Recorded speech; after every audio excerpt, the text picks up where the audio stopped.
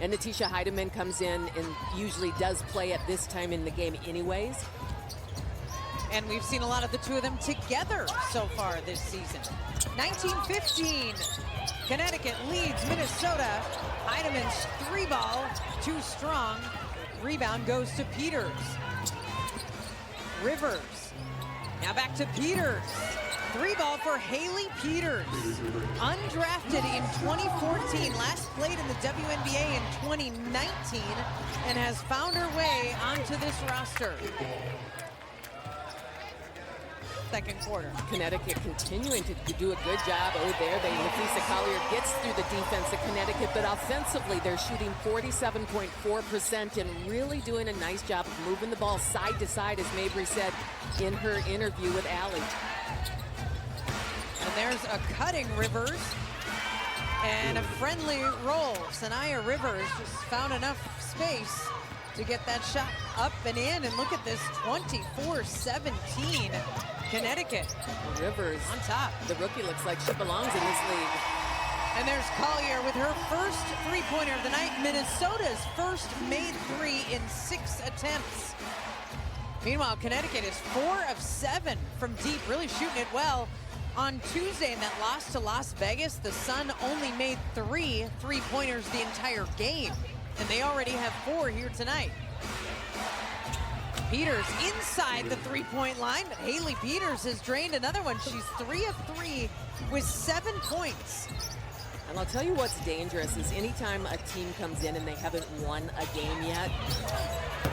Carlton, boy, did she need that. Bridget Carlton had been 2 of 11 from 3 coming into this game. She's just been doing a lot of things right for the Lynx. Absolutely. But they do need her three-point shooting. That pass from Peters was intercepted. Minnesota forcing the turnover. Fee, the trailing player, and a pass plentiful. I mean, she will pull something out that we've never really seen. Williams together in the backcourt. There's Courtney Williams shorts on the jump shot. Williams 0 for 4 to start this game, and another missed opportunity for Minnesota off Connecticut turnovers. No points for the Lynx off of 5 Connecticut turnovers. Look at the way Sanaya Rivers is controlling the team, really kind of negotiating and moving things around like a floor general. In her second WNBA game. Collier loses the handle and then commits the foul at the line. Mabry was a 68% shooter last season. In the Lynx 3-0, and Mabry feeling something. Top of the key, 2 feet behind the line, drops it in.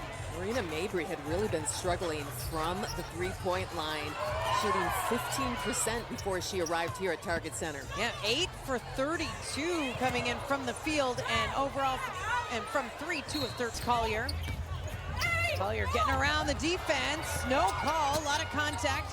Fee on the ground, gets up, Williams intercepts the pass, she's got Collier, finds her, and there's a connection. Williams to Collier. And that's what good defense can do for you, just get you easy buckets down low. Hartley coming in, and that's going to be a foul against Bria Hartley at the free throw line. Hartley's also an interesting story with having not played in the WNBA since 2020. But players sometimes find their way back, and it's just incredible to see who surfaces sometimes, goes through a training camp and makes a roster. It's incredible, but you know, she brings that veteran presence. She's a smart decision maker, and she's good in pick and roll. There's a lot that she brings to this team, so it's fun to see her back on the floor again. Thrilled with their defense thus far in this game, holding Minnesota to 39% from the field. Yeah, absolutely. And their offense, frankly, I mean, shooting 52. Absolutely, and they're hunting for that first win of the season. And it's a hungry team. It's a lot of young players and veterans who know the value of winning, and there's one of those moves from Collier, but not the finish. Mabry with Williams trying to slow her down. Marina Mabry keeps the dribble and too much. Well, they don't like any fouls against their team, of course. This is true. 3-ball for Mabry. That is the 6th of the first half for Connecticut in 10 attempts. And now a 9-point lead by the Sun, the biggest of the game. Heidemann, though, cuts that by 2. Tisha Heidemann, another player having a good start to the season, just really stepping in and being able to attack the basket and find her spaces in games. Just feels like she's playing real easy basketball. Hartley gets Heidemann on her back, and then Hartley goes the rest of the way. Collier with the block, and it's off Hartley.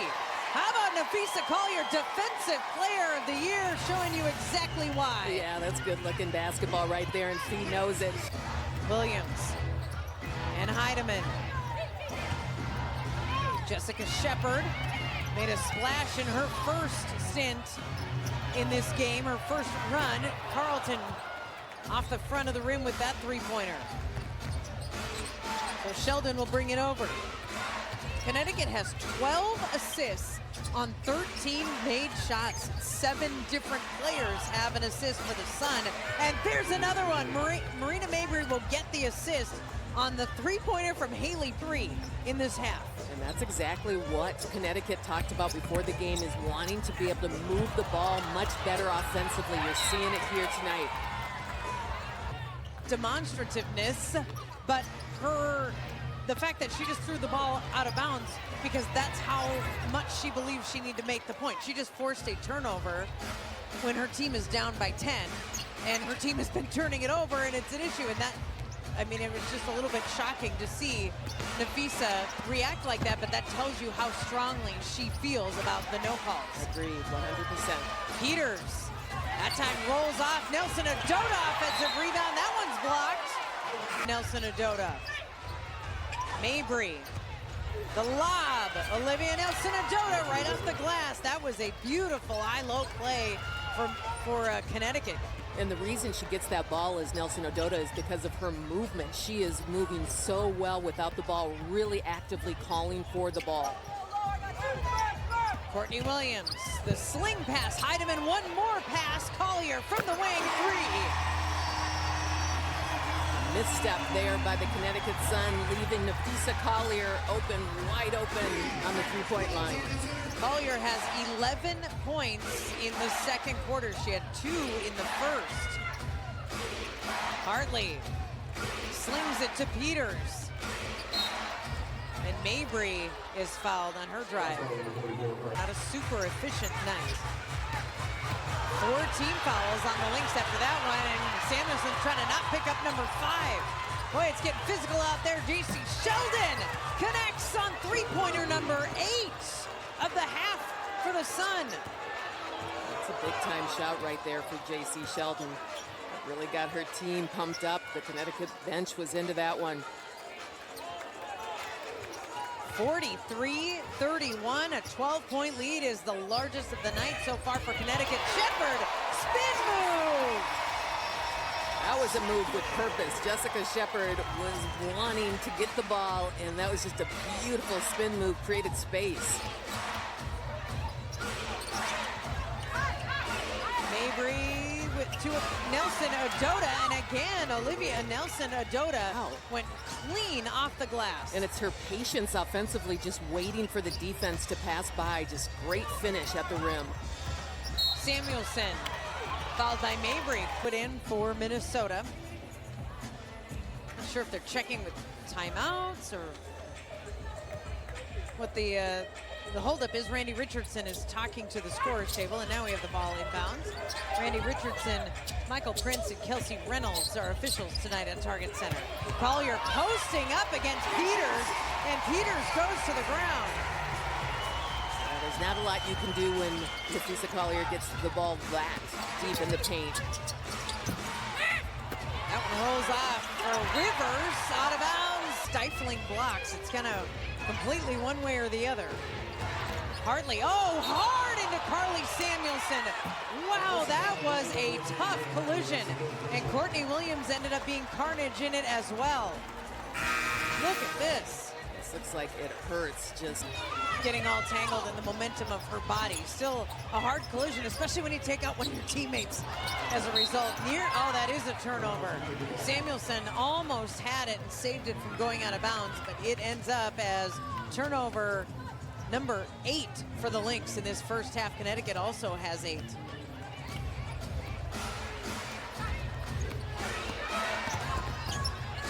Sheldon with the basketball. Mabry has it, and a foul coming. Nope, timeout.